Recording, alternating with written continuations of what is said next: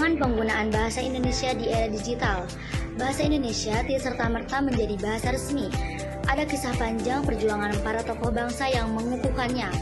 Lalu tantangan baru di era digital yang menuntut kita tetap menjaganya. Yang pertama, awal perjuangan bahasa Indonesia. Sumpah Pemuda 1928, para pemuda dari berbagai daerah bersepakat menjadikan bahasa Indonesia sebagai bahasa persatuan. Padahal saat itu banyak bahasa daerah kuat seperti Jawa, Sunda, Minang. Nah, keputusan ini menunjukkan tekad untuk memilih bahasa yang sederhana, netral, dan dapat menyatukan bangsa. Peran tokoh nasional. Tokoh-tokoh pergerakan seperti Muhammad Yamin, Ki Hajar Dewantara, dan Sultan Syahrir mendorong bahasa Indonesia sebagai alat pemersatu perjuangan melawan penjajah.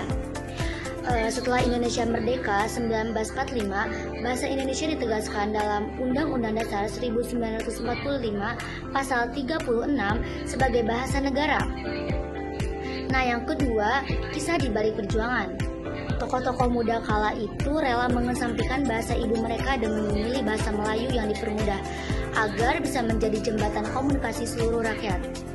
Bahasa Indonesia juga dipakai sebagai alat perlawanan terhadap bahasa Belanda dan Jepang yang berusaha mendominasi. Nah, para sastrawan dan jurnalis Armij Pen, Khairil Anwar, dan lainnya menggunakan bahasa Indonesia dalam sastra, koran, dan pidato untuk membangkitkan semangat nasionalisme. Yang ketiga, perjuangan di era digital. Hari ini perjuangan itu tidak lagi melawan penjajah, melainkan melawan dominasi bahasa asing di dunia digital, media sosial, dan teknologi. Banyak anak muda lebih akrab dengan bahasa Inggris atau bahasa campuran, atau bisa disebut dengan bahasa gaul atau bahasa alam, sehingga bahasa Indonesia bisa tersisih. Gerakan literasi digital. Pemerintah, akademisi, dan pegiat bahasa berusaha menjaga penggunaan bahasa Indonesia yang baik dan benar di platform digital.